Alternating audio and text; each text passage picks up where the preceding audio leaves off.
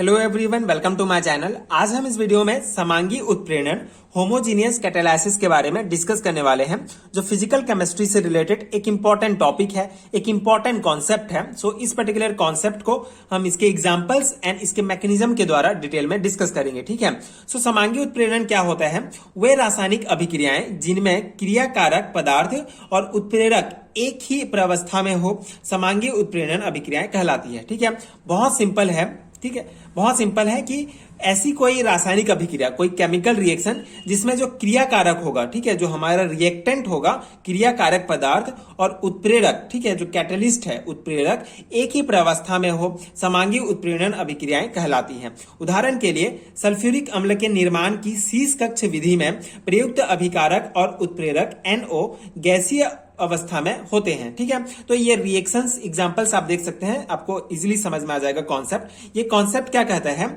यहाँ पे आप देख सकते हैं इस रिएक्शन में क्या है, ये हमारा अभिकारक है। ठीक है, रिएक्टेंट है, अभिकारक, जिससे हमारा ये प्रोडक्ट, ठीक है, हमारा जो फाइनल प्रोडक्ट है ये प्राप्त होता है। और ये जो है NO जो है यहाँ पे नाइट्रिक ऑक्साइड, ये जो है हमारा एक कैटलिस्ट है। ठीक है, एक उत्प्रेरक है। उत्प्रेरक एंड उत्प्रेरक क्या होता है ये हमने पिछले वीडियो में डिटेल में डिस्कस किया है, आपको लिंक मिल जाएगा, आप उसको डिटेल में समझ सकते हैं कि उत्प्रेरक क्या है, उत्प्रेरण क्या है। यहाँ ब्रीफली आपको ये बता देता हूं कि ऐसा कोई भी बाहरी सब्सटेंस, ठीक है, ऐसा कोई भी बाहरी पदार्थ जो किसी केमिकल रिएक्शंस के पूरा रेट ऑफ रिएक्शन को, ठीक है, उसको बढ़ा देता है, उसी को ही कैटलिस्ट कहा जाता है। ठीक है। तो यहाँ पे NO जो है एज अ कैटलिस्ट है, एज अ उत्प्रेरक यहाँ पे काम कर रहे हैं। तो यहाँ पे आप देख सकते हैं ये हमारा अभिकारक, उत्प्रेरक और प्रोडक्ट तीनों ही जो है गैस फॉर्म में है।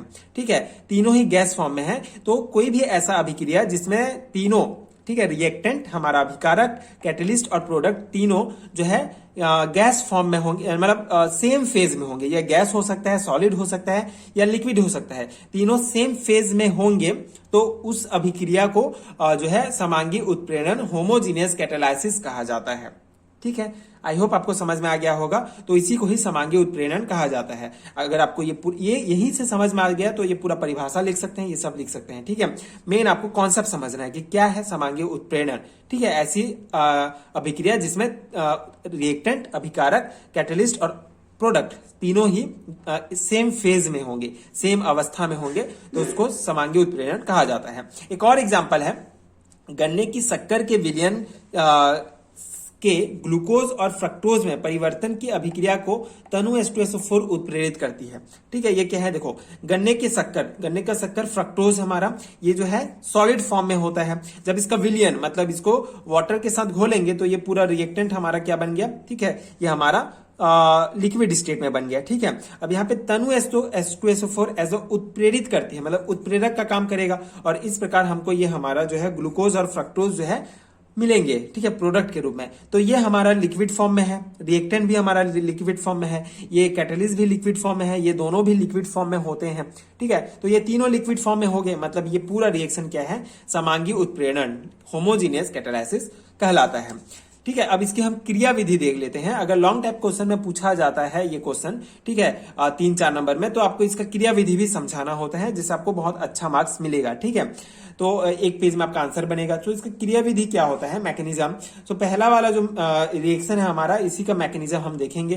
तो शीश कक्ष विधि एक द्वारा सल्फ्यूरिक अम्ल के निर्माण का यह मेन है। शीश कक्ष विधि में इस टाइप से हमारा सल्फ्यूरिक अम्ल का बनता है। ठीक है, तो इसका मैकेनिज्म क्या है? सबसे पहले ये जो हमारा उत्प्रेरक है नाइट्रिक ऑक्साइड, ये ऑक्सीजन से क्रिया करके नाइट्रोजन पेरोक्साइड माध्यमिक यौगिक बनाता है। एक इंटरमीडिएट कंपाउंड का फॉर्मेशन होता है जब नाइट्रिक ऑक्साइड जो हमारा उत्प्रेरक है ये ऑक्सीजन से रिएक्ट करेगा, क्रिया करेगा, तो ये इंटरमीडिएट बन गया। अब ये जो माध्यमिक यौगिक है, ठीक है, ये जो माध्यमिक यौगिक है सल्फर डाइऑक्साइड, ठीक है, सल्फर डाइऑक्साइड से क्रिया करके सल्फर ट्राइऑक्साइड बनाता है। ठीक है, तो ये NO+2SO3 सल्फर ट्राइऑक्साइड हमारा फाइनल प्रोडक्ट बन गया।